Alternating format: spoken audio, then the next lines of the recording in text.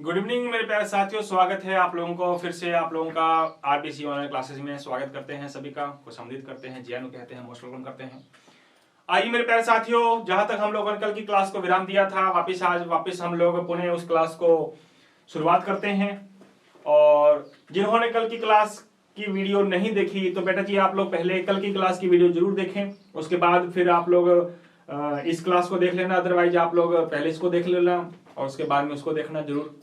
तो अभी हम लोगों ने फर्स्ट क्लास में केवल जनरल इंट्रोडक्शन के बारे में हमने बातें की थी, है ना, कि थर्मोडायनेमिक्स का मीन्स क्या होता है, थर्मोडायनेमिक्स कितने टाइप्स की होती है, और कुछ बेसिक अपने इंट्रोडक्शन पढ़ा था, कुछ बेसिक डेफिनेशन से कुछ बेसिक चीजें हम लोगों ने डिस्कस कर ली थी। तो उसी के आगे लेकर के अपने आज चलते हैं।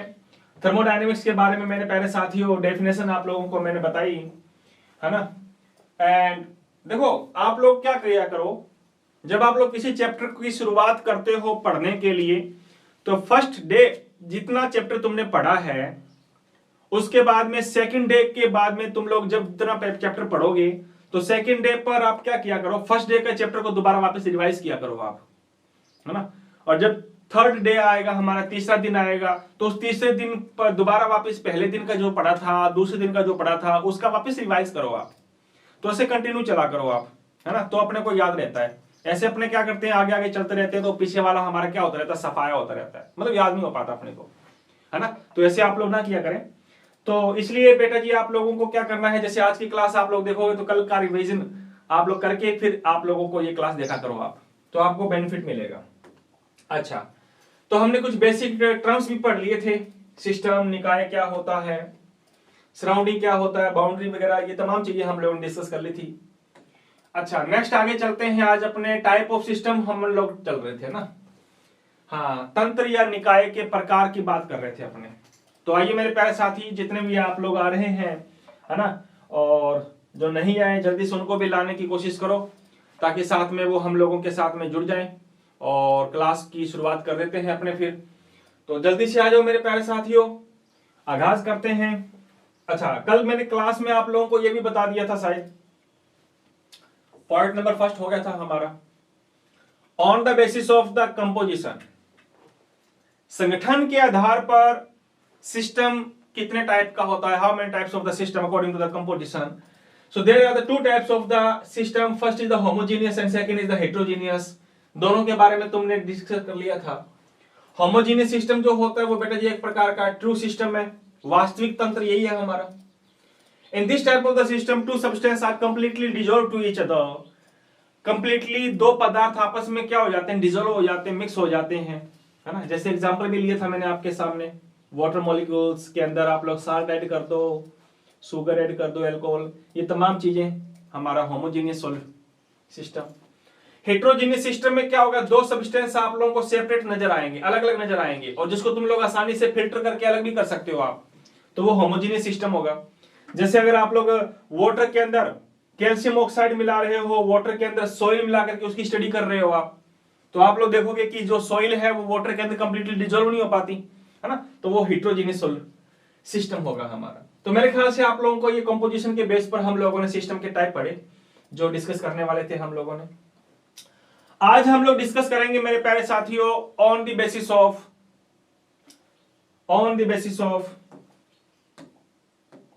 एक्सचेंजिंग, सेकेंड हेडिंग डालनी है आज अपने को, exchange of energy and mass. तो हेडिंग डालिए बेटा जी,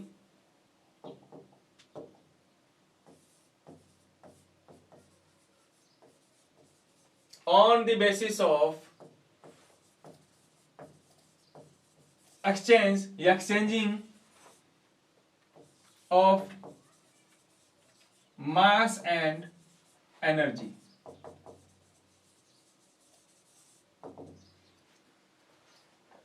द्रव्यमान तथा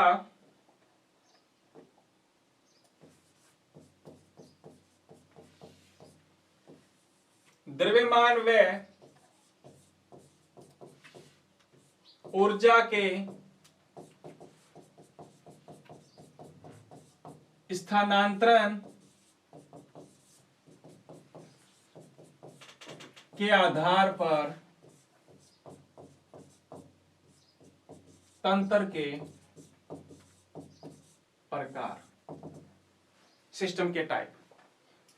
तो आज हम लोग इसके बेसिस पर हम लोग आज डिस्कस करेंगे बेटा जी सिस्टम के टाइप। तो आइएगा आगाज करते हैं अपने। तो सिस्टम में मास और एनर्जी की एक्सचेंजिंग हो रही है कि नहीं हो रही है, द्रव्यमान और ऊर्जा का आदान प्रदान हो रहा है कि नहीं हो रहा है, एक्सचेंज हो रहा है कि नहीं हो रहा है, स्थानांतरण हो रहा है कि नहीं हो रहा, उसके बेस पर मेरे प्यारे साथियों सिस्टम को हम लोग 3 पार्ट्स में डिवाइड करेंगे। तो लिख देना बेटा, according to this system is 3 types. कितने टाइप का होता है बेटा? 3 टाइप का होता है। इसके आधार पे सिस्टम 3 टाइप का होता है हमारा। अब वो 3 टाइप का कौन कौन सा होता है, तो उसमें हेडिंग डालो। पहला पॉइंट नंबर बेटा जी, नंबर फर्स्ट,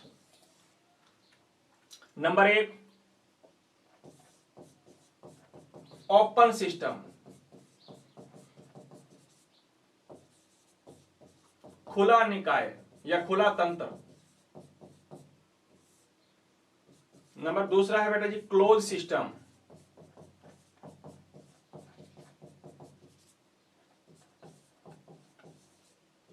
बंद निकाय या बंद तंत्र कह सकते हो आप इसको। एंड लास्ट है हमारा आइसोलेटेड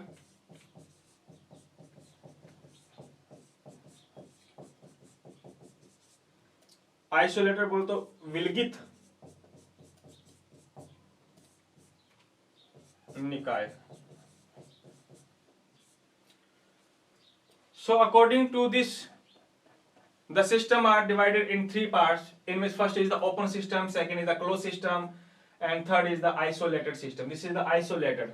Is it clear? ये isolated है, ध्यान रखना। Isolated system, विलगित निकाय, ओपन खुला निकाय और बंद निकाय। तो open system, close system, isolated system, ये 3 टाइप के सिस्टम होते हैं एनर्जी के और मास एक्सचेंजिंग के बेस पर।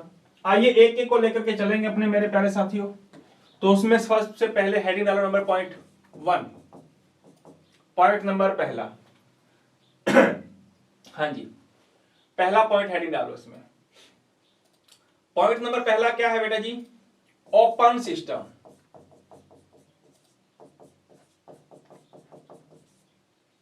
खुला निकाय।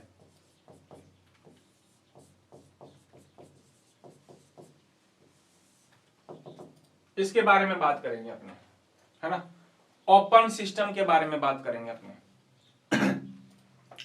तो ओपन सिस्टम क्या होता है बेटा? किसे कहते हैं खुला निकाय या खुला तंत्र। देखो इसमें क्या होगा बेटा, जैसे अपने मान लीजिए कोई चीज बना लेते हैं अपने, ये लो, ये मान लो मैंने कोई एक कंटेनर ले लिया, ठीक है। अब आपने क्या किया, इस कंटेनर को तुम लोगों ने ओपन रखा है, ओपन रखा इस कंटेनर को तुमने। इस कंटेनर के अंदर आपने कुछ मटेरियल ले लिया, ये लीजिए, और मटेरियल ले लिया,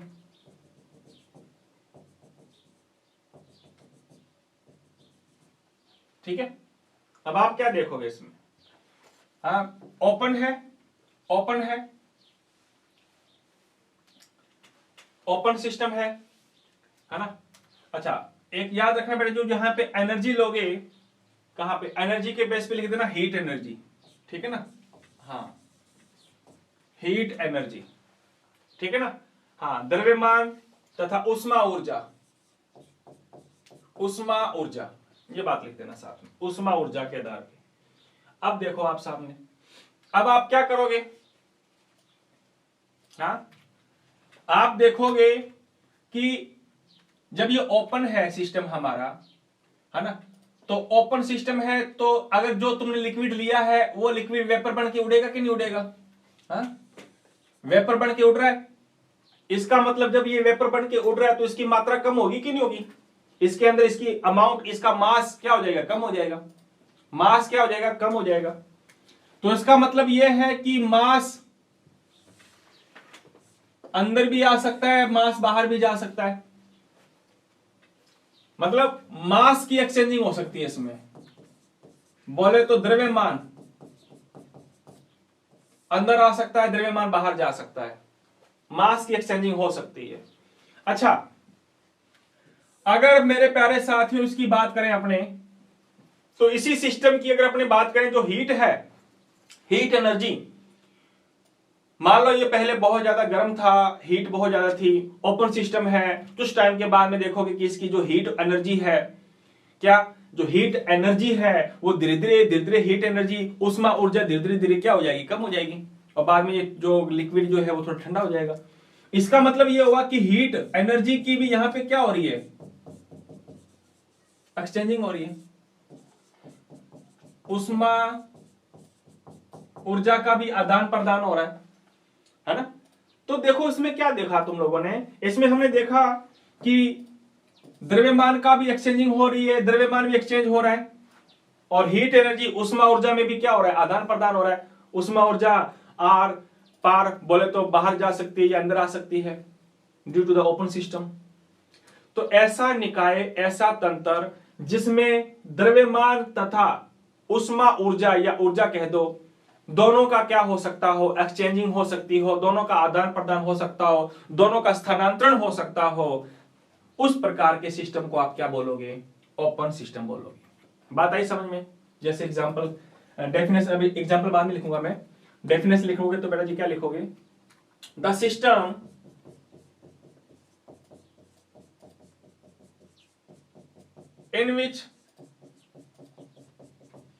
in which mass and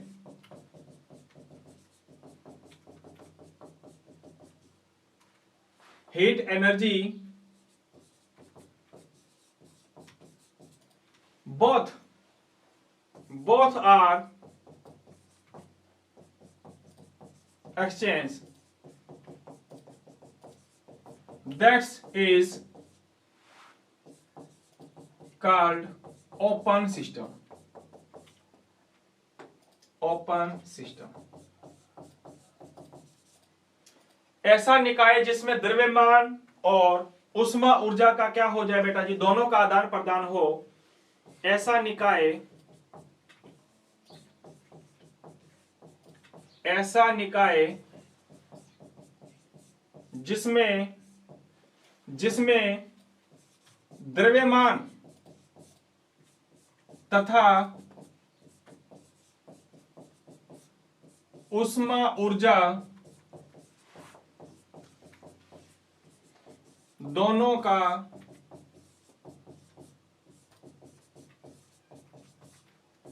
आदान प्रदान होता है,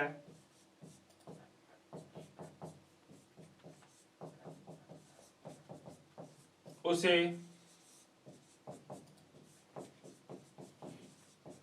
खुला निकाय खुला निकाय कहते हैं। आगे बात समझ में, यानी कि ऐसा सिस्टम जिसमें हीट एनर्जी की भी एक्सचेंजिंग हो जाती है और मास की भी एक्सचेंजिंग हो जाती है, दोनों की एक्सचेंजिंग हो जाती है, उस सिस्टम को आप किस नाम से जानोगे, उस सिस्टम को आप लोग जानोगे बेटा जी ओपन सिस्टम के नाम से अपने जानते हैं। तो मेरे ख्याल से आपको ये पता चल गया होगा। बस आप तो ये छोटा सा डायग्राम याद रखो, बस आप तो, है ना, इसमें ओपन कर देना, मास की भी एक्सचेंजिंग होगी, हीट की भी एक्सचेंजिंग होगी, दोनों की एक्सचेंजिंग होती है, उस सिस्टम को आप क्या बोलोगे, ओपन सिस्टम के नाम से अपने जानते हैं। क्लियर है बात, कोई डाउट यहां तक?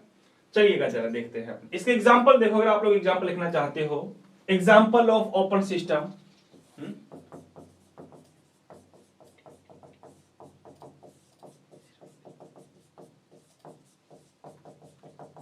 एग्जांपल ऑफ ओपन सिस्टम, खुला निकाय के अगर उदाहरण की अगर अपने बात करें मेरे प्यारे साथियों, तो ओपन सिस्टम के एग्जांपल कौन कौन से आएंगे जैसे बेटा जी रिवर है या नहीं है, नदी की बात करें अगर अपने, अब आप जानते हो नदी की बात करें तो नदी का जो वेपर है, या सी वोट लिख दो, नदी, सी, समुंदर, है ना। तो ये क्या चीज है, इनका जो वाटर है वो वाटर वेपर बन करके उड़ता है कि नहीं उड़ता, और जब ये वेपराइज होकर के ऊपर जाता तो क्लाउड्स बन जाते हैं, बादल बन जाते हैं, मतलब मास की एक्सचेंजिंग हो रही है, मास की एक्सचेंजिंग हो रही है। और टेम्परेचर सनलाइट की वजह से हो सकता है सुबह के टाइम में इनका टेम्परेचर, वाटर का टेम्परेचर थोड़ा ज्यादा हो, नाइट में हो सकता है सन की एब्सेंट के अंदर पानी थोड़ा ठंडा हो जाएगा। मतलब हीट के साथ साथ, मास के साथ साथ, सॉरी, हीट एनर्जी की भी क्या हो रही है, एक्सचेंजिंग हो रही है। तो ऐसा सिस्टम जिसमें क्या होता है, मास द्रव्यमान का भी और और मेरे प्यारे साथियों हीट एनर्जी की भी क्या होती हो, एक्सचेंजिंग होती हो, उसको आप किस नाम से जानोगे, ओपन सिस्टम के नाम से अपने जानते हैं। अच्छा, ह्यूमन बॉडी की बात करो, ह्यूमन बॉडी है ना, मानव शरीर। तो बेटा जो मानव शरीर है ना, ये भी हमारे ओपन सिस्टम का एग्जांपल है, ध्यान रखना। हमारा जो शरीर है ओपन सिस्टम की भांति बिहेव करता है। क्यों? क्योंकि हमारी बॉडी में से देखो बेटा भाई, यूरिन निकालते हैं, अपने पसीना हमारी अपनी बॉडी से बाहर निकालते हैं। मतलब मास हमारी बॉडी से आउट जा रहा है कि नहीं जा रहा, मास जा रहा है। आप धूप में खड़े हो जाओगे तो अपनी बॉडी गर्म हो जाएगी, अपने कुछ ही ठंडे इलाके में चले जाएंगे तो उस कंडीशन में अपनी बॉडी का टेम्परेचर अलग हो जाएगा। मतलब बॉडी क्या कर रही है, टेम्परेचर को एक्सचेंज कर रही है, और मास को भी क्या कर रही है, एक्सचेंज कर रही है। तो हमारी बॉडी जो है बेटा जी, वो एक प्रकार का किसका सिस्टम है, ओपन सिस्टम का इसका एग्जांपल है। तो मेरे ख्याल से आपको ये पता चल गया होगा कि ओपन सिस्टम किसे कहते हैं, जिसमें मास के साथ साथ हीट एनर्जी दोनों का एक्सचेंजिंग होती हो, उसको बोलते हैं अपने ओपन सिस्टम। तो मेरे ख्याल से आपको ओपन सिस्टम के बारे में पता चल गया होगा। नेक्स्ट आगे चलते हैं बेटा जी अपने क्लोज सिस्टम। नंबर सेकंड है हमारा क्लोज सिस्टम।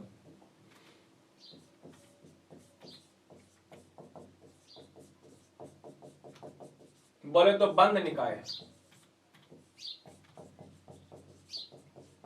अब ये क्लोज सिस्टम क्या होता है बेटा, बंद निकाय किसे कहते हैं? हाँ, अच्छा ये लीजिए, आपने क्या कर लिया, ये लो, सॉरी, आपने कोई कंटेनर ले लिया, ये लीजिए कंटेनर ले लिया, उसको कर दिया बिल्कुल तुम लोगों ने बंद कर दिया ऊपर से आपने, ये लो, हमने क्या कर दिया, इसको बंद कर दिया ऊपर से, क्लियर है, ये लो बंद कर दिया हमने। अच्छा, इसके अंदर हमने पहले लिक्विड भर दिया था, ये लो, इसमें कोई लिक्विड भर के हमने इसको बंद कर दिया, ये लो लिक्विड भरा हुआ, इसमें कोई भी लिक्विड भर दो, वाटर कुछ भी भर दो जिसका टेम्परेचर बहुत ज्यादा हाई है। तो अब आप क्या देखो, ऊपर से बंद है ये। अब जब ऊपर से बंद है तो गर्म पानी जो है वो ऊपर जाएगा, वापस टकराने के बाद नीचे आ जाएगा। क्या वाटर वेपर इस कंटेनर से बाहर जाएगी? बाहर नहीं जा रही है। इसका मतलब ये हुआ कि क्लोज सिस्टम अगर है मेरे प्यारे रसगुल्लो, तो इसमें मास की एक्सचेंजिंग नहीं होगी। बोले तो द्रव्यमान ना तो अंदर आएगा ना द्रव्यमान बाहर जाएगा। बात आई समझ में? मास की एक्सचेंजिंग नहीं होगी। क्लियर है? क्योंकि वेपर बन के ऊपर जाएगा तो ऊपर बाहर जाने के लिए इसको कोई रास्ता नहीं है ना, बाहर कैसे आउट होगा? तो जितना उसमें मास है उतना मास उसका एक्यूरेट पड़ा रहेगा। So in this type of the system mass can't be exchange. Mass exchange नहीं होगा, बाहर नहीं जा रहा मास, द्रव्यमान जो है वो एक्सचेंज नहीं हो रहा। अच्छा, लेकिन कुछ टाइम के बाद तुम लोग देखोगे कि ये जो बंद हम लोगों ने कंटेनर में गर्म पानी रखा था, कुछ मिनट्स के बाद या कुछ घंटों के बाद में ये गर्म पानी क्या हो जाएगा, ठंडा हो जाएगा। इसका क्या मतलब हुआ? इसका मतलब ये हुआ कि इसकी जो हीट थी वो धीरे धीरे हीट क्या होती जा रही है, डिक्रीज होती जा रही है, लो होती जा रही है। बिकॉज हीट क्या कर रहा है, ये आउटसाइड में सराउंडिंग को क्या कर रहा है बेटा जी, एक्सचेंज कर रहा है। और हो सकता है कुछ सिस्टम ऐसे हो जो हीट को सिस्टम से सराउंडिंग की तरफ भेज देते होंगे, और कुछ सिस्टम ऐसे भी हैं जो हीट को सराउंडिंग से सिस्टम के पास में ला देते हैं। बोले तो उष्मा ऊर्जा का आदान प्रदान हो सकता है, सिस्टम टू सराउंडिंग और सराउंडिंग टू सिस्टम। आगे बात समझ में? तो इसमें क्या होगा बेटा, इसमें क्या लिखना चाहोगे? तो इसमें जो हीट एनर्जी जो है, हाँ, उसकी एक्सचेंजिंग हो जाएगी। आ रही बात समझ में? हीट एनर्जी बोले तो उष्मा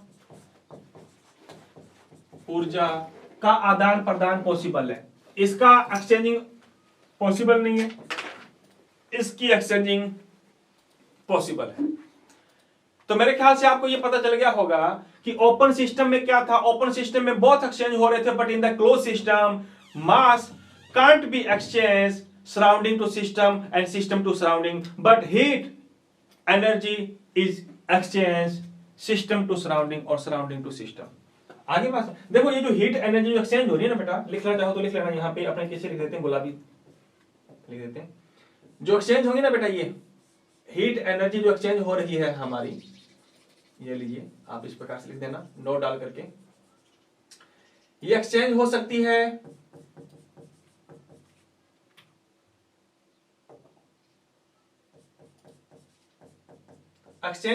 बेटा जी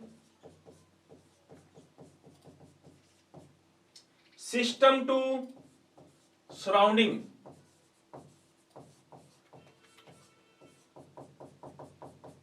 है ना, या फिर हो सकती है ये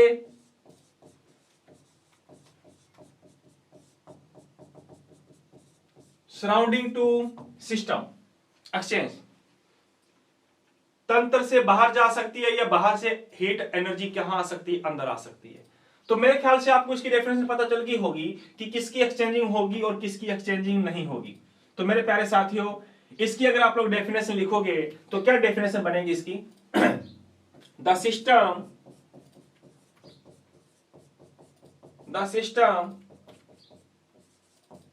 इन विच मास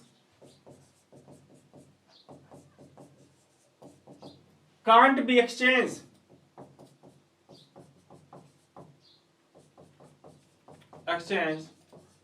but heat energy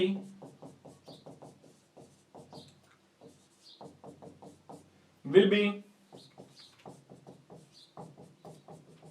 exchanged system to surrounding और सराउंडिंग टू सिस्टम। बात आ रही समझ में? आप तो इतनी बातें जो है वो याद करने की आवश्यकता नहीं है, बस अपने को तो ये याद रखो कि मास जो है वो एक्सचेंज नहीं होगा, लेकिन हमारे प्यारे साथियों जो हीट एनर्जी है वो क्या हो जाएगी, इसमें एक्सचेंज हो जाएगी। बात आ गई समझ में? तो मेरे ख्याल से आप लोगों को ये बातें पता चल गई होंगी कि किसका एक्सचेंजिंग होगी और किसकी एक्सचेंजिंग नहीं होगी। कोई दिक्कत नहीं होनी चाहिए, यहां तक आप लोगों को बात आ गई होगी समझ में। अच्छा, हिंदी में लिखना चाहो तो लिखो हिंदी में।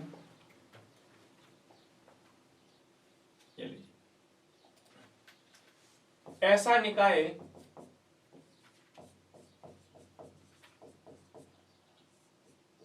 जिसमें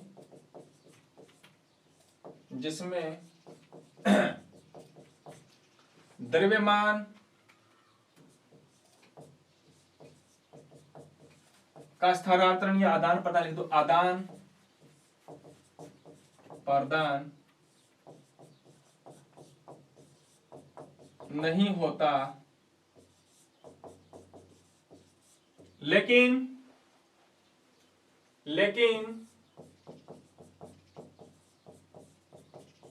उष्मा ऊर्जा का आदान प्रदान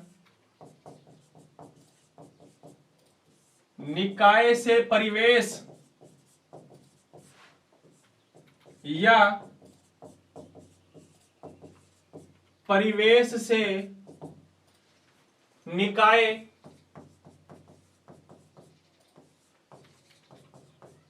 की तरफ होता है या हो जाता है, उसे क्या कहते हैं? बंद निकाय या तंत्र कहते हैं। बात आगे समझ में? ऐसा सिस्टम जिसमें मास का तो एक्सचेंजिंग नहीं होगी, द्रव्यमान का आदान प्रदान नहीं होगा, लेकिन हीट एनर्जी जो है वो एक्सचेंज हो जाएगी। उसको अपने क्या बोलेंगे? उसको अपने बोलेंगे मेरे प्यारे साथियों बंद निकाय। अच्छा, इसका एग्जांपल देखो, इसकी एग्जांपल क्या लिखोगे आप?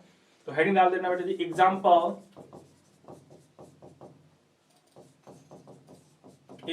ऑफ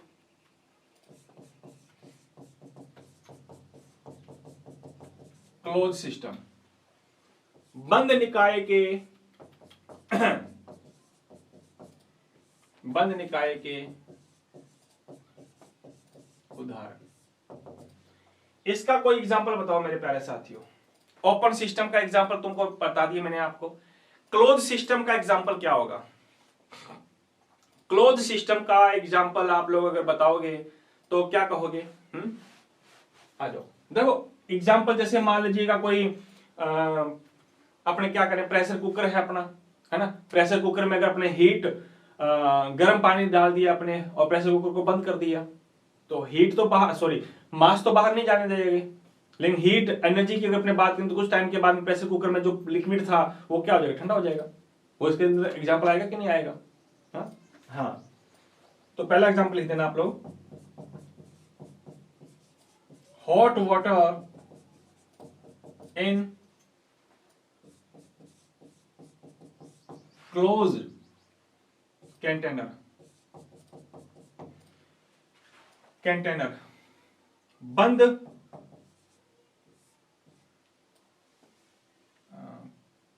क्या बोलोगे आप उसको?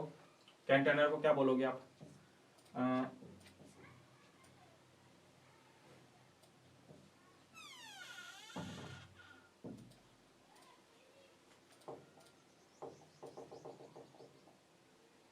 लिख देना आप लोग, बंद वस्तु में गरम जल, ठीक है ना जी। हाँ, किसी भी कंटेनर की अगर अपने बात करें, बीकर ले लो आप लोग या फिर कोई प्रेशर कुकर ले लो आप, किसी भी क्लोज कंटेनर की अगर अपने बात करें, है ना, किसी क्लोज कंटेनर की अगर अपने बात करें तो उसके अंदर गर्म पानी ले लो, तो कुछ टाइम के बाद में हॉट वाटर जो है वो धीरे धीरे क्या हो जाएगा? ठंडा हो जाएगा। लेकिन वाटर जितना था उतना का उतना रहेगा कि नहीं रहेगा उस कंटेनर के अंदर? अच्छा, उस पात्र, हाँ पात्र लिख देते हैं ना, पात्र, बंद पात्र, याद आ गया, बंद पात्र में गर्म जल।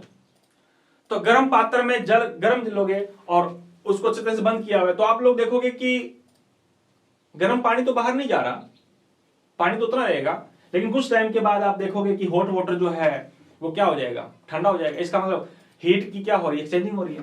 अच्छा, दूसरा एग्जांपल देखो, दूसरा एग्जांपल आप क्या लिखोगे? Current flow in electric wire, विद्युत तार में धारा का प्रवाह, विद्युत तार में धारा का प्रवाह। देख लो आप, ये इलेक्ट्रिक करंट फ्लो हो रहा है इलेक्ट्रिक वायर में, उस वायर का क्या मास एक्सचेंज होता है? क्या मास एक्सचेंज नहीं होता, लेकिन उसके अंदर जो इलेक्ट्रिसिटी फ्लो हो रही है, जब कई बार वो इलेक्ट्रिक वायर गर्म हो जाती है, कई बार वो इलेक्ट्रिक वायर जो है वो थोड़ी ठंडी रह जाती है। आ रही बात समझ में? कई बार देखती हो तुम लोग कि तार जो है वो कई बार गर्म हो जाती है और कई बार वो तारें जो है वो गर्म होने के बाद कुछ टाइम के बाद में वो ठंडी हो जाती हैं। मतलब हीट की एक्सचेंजिंग तो हो रही है, लेकिन क्या उस वायर में पाए जाने वाले जो एटम थे वो क्या एक्सचेंज हुए? क्या वायर तो उतनी उतनी रहेगी। हाँ, तो current flow in electric wire, विद्युत तार में धारा का प्रवाह, ये भी एक प्रकार का किसका सिस्टम है बेटा जी? क्लोज सिस्टम का एक एग्जांपल है। तो आई थिंक आप लोगों को ये पता चल गया होगा कि क्लोज सिस्टम में कौन कौन सा एग्जांपल आएंगे। बस आपको तो ये चीज पूरी याद रखने से बेटर ये है कि आपको ये डायग्राम याद होना चाहिए। तो मेरे ख्याल से आप लोग इस डायग्राम से आप लोग इनकी डेफिनेशन आप लोग आसानी से लिख सकते हो। अच्छा, पूछा जाता है, ये ध्यान रखना। नेक्स्ट आगे बात आती है मेरे प्यारे साथियों, नंबर 3, आइसोलेटेड सिस्टम।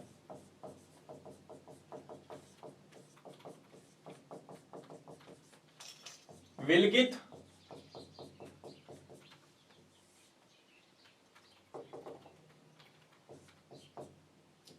निकाय या तंत्र, जो भी कहना चाहते हो। मतलब इसमें क्या होगा, इसका भी डायग्राम अगर अपने बनाए मेरे प्यारे साथियों तो ये लीजिए, इसका अपने डायग्राम बनाते हैं। किससे बनाते हैं? रेड से बना लेते हैं ये लोग।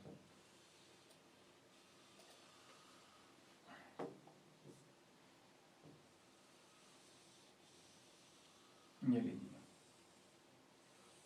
यानी कि मैंने अब सिस्टम ऐसा बना दिया ये वाला, देख लो, इसकी जो ये लेयर है ना, इस लेयर को मैंने इतना मोटा कर दिया, ये लो। अब ये लेयर मैंने बहुत मोटी कर दी, ये लो।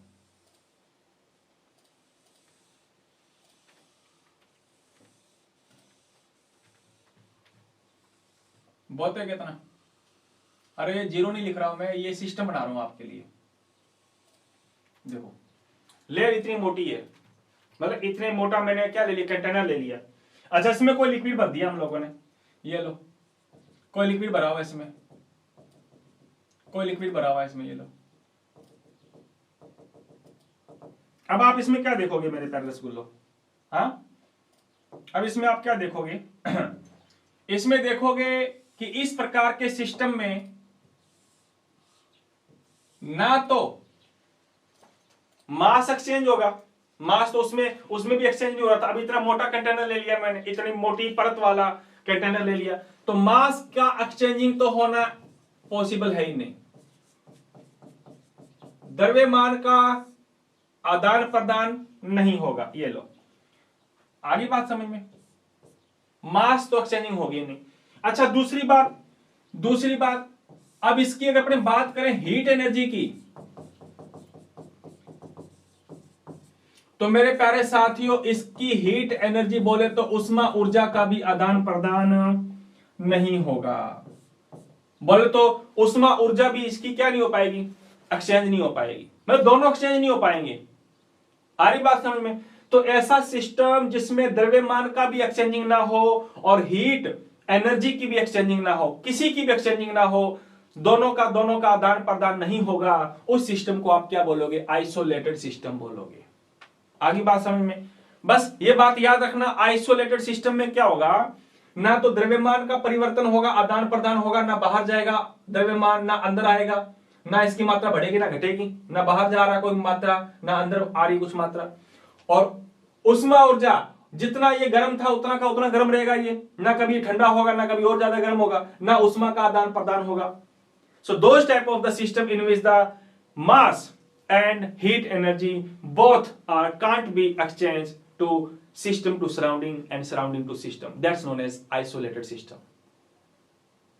ऐसा निकाय जिसमें द्रव्यमान तथा उष्मा ऊर्जा का आदान प्रदान नहीं होता है ना, निकाय से तंत्र से परिवेश में या परिवेश से तंत्र से, तो उस प्रकार के सिस्टम को आप क्या बोलोगे?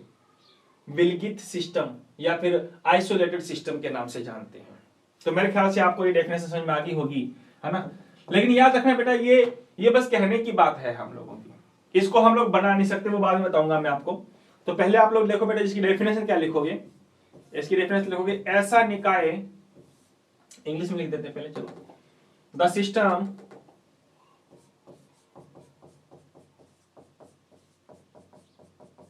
System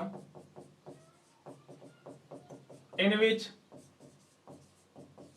mass and heat energy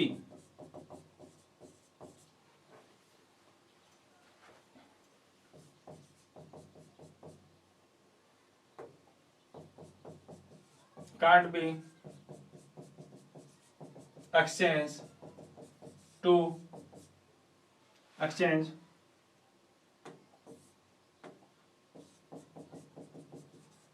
system to surrounding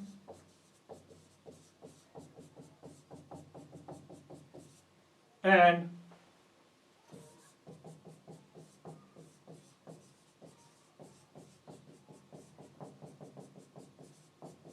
surrounding to system, that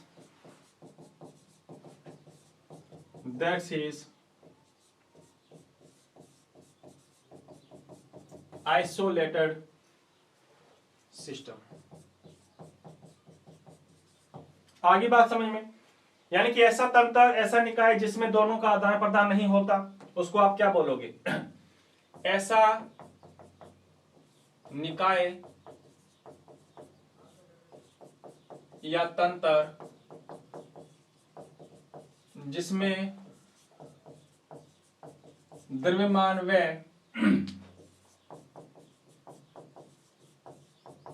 उष्मा का आदान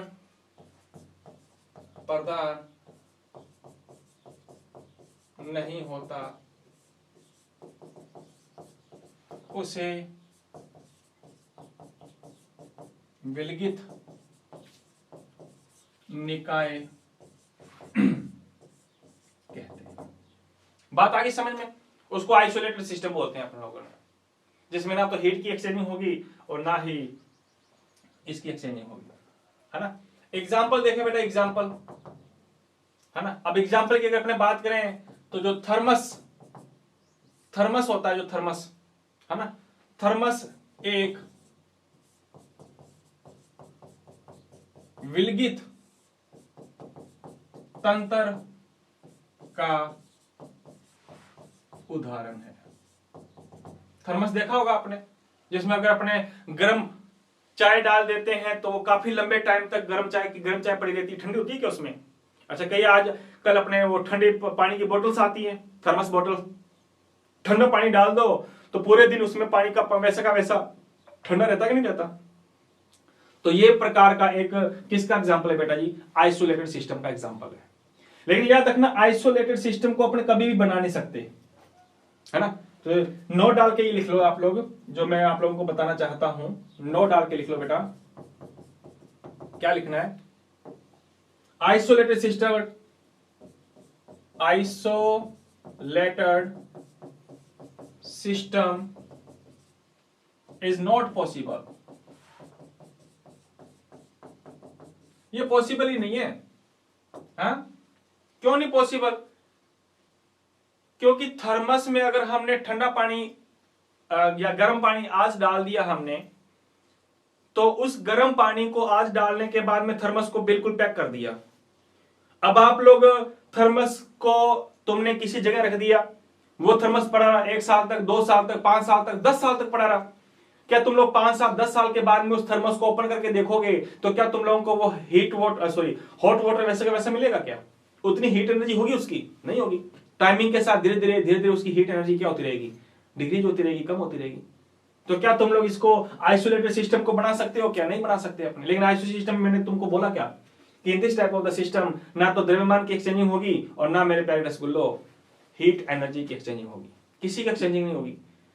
तो अगर आज हम लोग उस थर्मस में हॉट वाटर डाल के रख देते हैं, गर्म चाय अगर आप लोगों ने डाल के रख दी, तो 5 साल के बाद में, 10 साल के बाद में अगर तुम लोग उसको ओपन करके देखोगे तो क्या तुम लोगों को उतनी गर्म चाय मिलेगी? क्या नहीं मिलेगी ना, पॉसिबल ही नहीं है।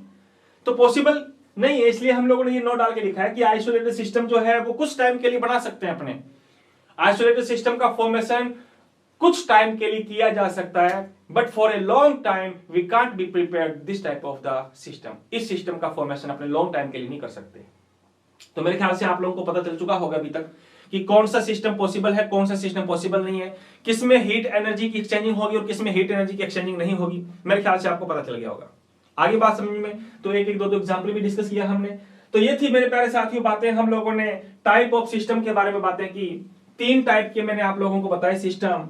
ओपन, अच्छा किसके बेस पर? मास एक्सचेंजिंग और हीट एनर्जी के एक्सचेंजिंग के बेस पर। अगर तीनों को मैं मेरे प्यारे साथियों एक साथ लिखूं, तो तीनों को अगर आप लोग एक साथ लिखो तो मेरे प्यारे रसगुल्लो एक साथ कैसे लिखोगे आप? कुछ इस टाइप से लिखोगे आप एक साथ, ताकि एक साथ अगर आप लोगों को याद करना हो तो एक साथ आप लोग याद कर सकते हो। ये लीजिए, आ जाओ। अच्छा, इसमें क्या होगा?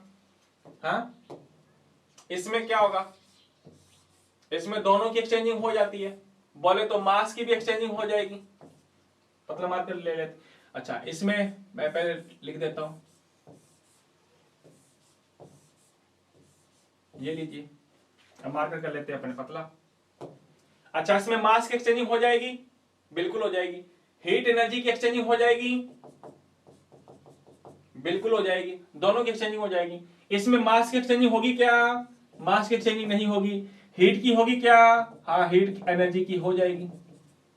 इसमें मास की एक्सचेंजिंग होगी क्या? नहीं होगी। हीट की होगी क्या? हीट एनर्जी की एक्सचेंजिंग भी नहीं होगी, है ना। तो ये सिस्टम आप लोगों का क्या है बेटा जी? ये वाला जो सिस्टम है आप लोगों का, ये ओपन सिस्टम है, ये क्लोज सिस्टम है और ये आइसोलेटेड सिस्टम है। तो मेरे ख्याल से आपको ये पता चल चुका होगा कि कौन सा सिस्टम क्या कहलाता है। बात आगे समझ में, यहां तक कोई डाउट है क्या? कोई डाउट नहीं, चलते हैं इसके आगे अपने। तो अभी तक हम लोगों ने क्या डिस्कस किया है? सिस्टम पढ़ा, सिस्टम के टाइप पढ़े हम लोगों ने। सिस्टम के टाइप हम लोगों ने दो प्रकार से डिस्कस किए, on the basis of composition and also we discuss about the exchanging mass and the heat energy. उष्मा ऊर्जा और द्रव्यमान के आधार पे उष्मा परिवर्तन के आधार पे तंत्र के प्रकार। चलिएगा नेक्स्ट आगे चलते हैं अपने। हेडिंग डालो मेरे प्यारे साथियों, प्रॉपर्टी ऑफ सिस्टम, तंत्र के गुणधर्म। जी हां, प्रॉपर्टीज ऑफ सिस्टम, तंत्र के गुणधर्म। अब तंत्र कौन कौन सा होता है ये तो तुमने पढ़ लिया, बट अब हम लोग डिस्कस करेंगे टाइप के बाद में प्रॉपर्टीज ऑफ सिस्टम, कि सिस्टम में कौन कौन सी प्रॉपर्टीज पाई जाती है। तो मेरे प्यारे रसगुल्लो, कोई भी सिस्टम हो जिस पे तुम लोग स्टडी कर रहे हो वो तुम्हारे लिए सिस्टम होगा। कोई भी सिस्टम हो उसमें दो टाइप की प्रॉपर्टीज पाई जाती है। कितने टाइप की? दो टाइप की प्रॉपर्टीज पाई जाती है। एक तो एक्सटेंसिव प्रॉपर्टी होती है और एक इंटेंसिव प्रॉपर्टी होती है।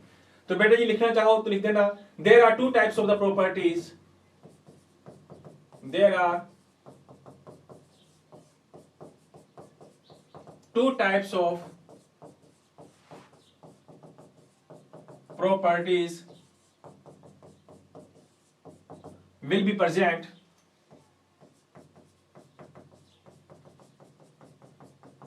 in system। निकाय में दो प्रकार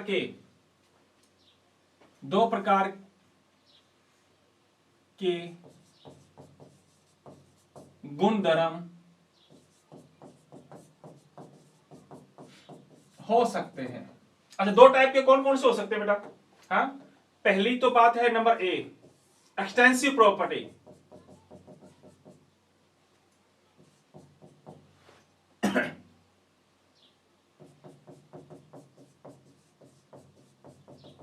एक्सटेंसिव प्रॉपर्टीज, एक्सटेंसिव प्रॉपर्टीज क्या कहते हैं? विस्तीर्ण गुणधर्म। हाँ, विस्तीर्ण गुणधर्म। एक होती है बेटा इंटेंसिव प्रॉपर्टी।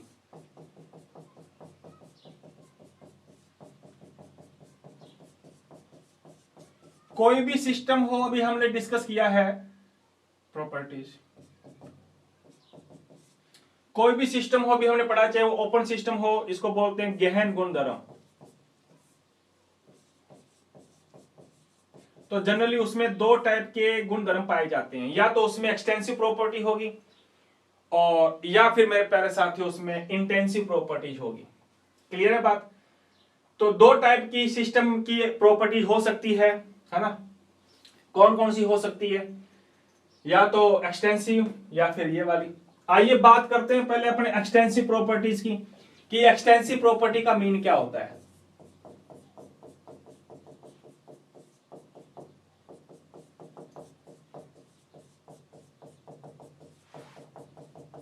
एक्सटेंसिव प्रॉपर्टीज का मतलब, विस्तीर्ण गुणधर्म किसे कहते हैं मेरे प्यारे साथियों? विस्तीर्ण गुणधर्म ये ऐसे गुणधर्म है जो बेटा जी क्या करते हैं, पदार्थ की मात्रा पे डिपेंड करते हैं। अगर आप लोग कोई सब्सटेंस ऐड करोगे ना, तो ये ऐसी प्रॉपर्टी है किसी सब्सटेंस को ऐड करने पर चेंज हो जाएगी।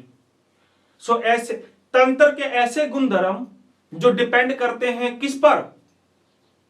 ऐड की गई मात्रा पर, है ना? ऐड ऑफ सब्सटेंस, जिस पदार्थ को तुमने डाला है ना, उस पदार्थ की मात्रा पे डिपेंड करती हैं। अगर तुमने पदार्थ की मात्रा को कम डाला तो भी चेंज हो जाएंगे, ज्यादा मात्रा डाल दी तो भी चेंज हो जाते हैं। तो ऐसे गुणधर्म जो पदार्थ की मात्रा पे डिपेंड करते हैं, which depend on amount of substance, that's known as the extensive properties. जो मात्रा पे डिपेंड करते हैं वो एक्सटेंसिव है, जो मात्रा पे डिपेंड नहीं करता बेटा जी वो क्या हो जाएगा? Intensive property. बस माइंड में ये बात बिठा लो आप लोग। तो तो क्या लिखोगे इसको? तंत्र कैसे गुणधर्म, तंत्र के ऐसे गुणधर्म जो पदार्थ बोले तो तंत्र, पदार्थ की मात्रा पर क्या करते हैं, निर्भर करते हैं,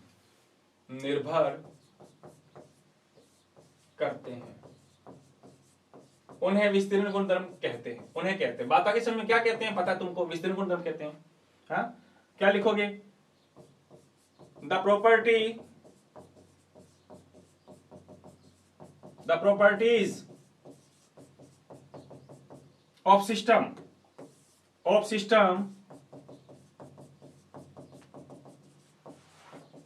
which depend on amount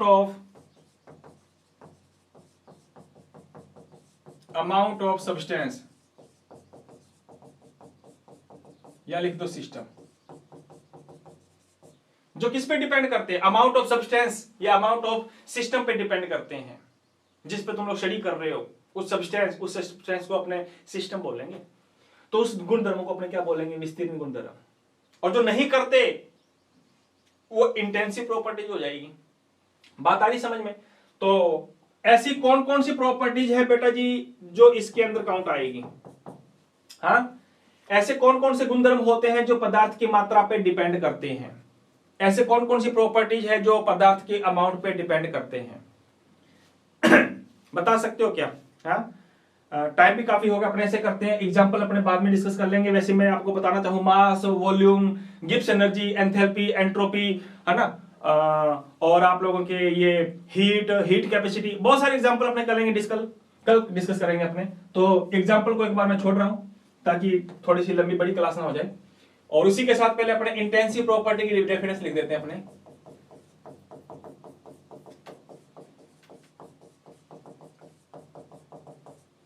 intensive properties, है ना, बोले तो गहन गुणधर्म। एग्जाम्पल में इसके बारे में बेटा जी आप लोगों को कल बता दूंगा, बहुत एग्जाम्पल हम लोग डिस्कस करेंगे इसके। तो गहन गुणधर्म कौन से होंगे बेटा? The property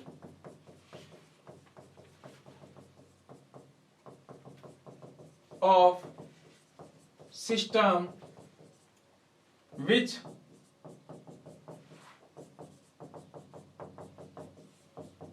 can't be depend on amount of substance,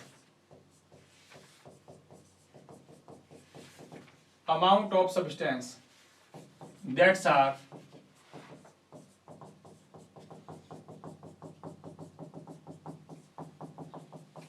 intensive property.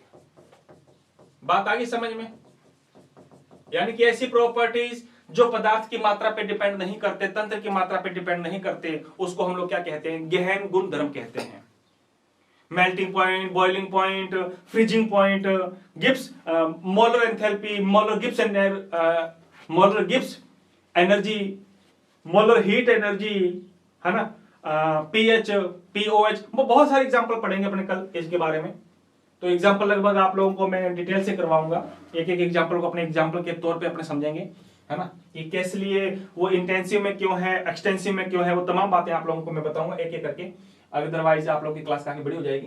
तो अभी हमने केवल ये बात पढ़ी है कि सिस्टम में कौन कौन सी प्रॉपर्टीज होती है। तो दो टाइप की प्रॉपर्टीज होती है, एक्सटेंसिव और इंटेंसिव।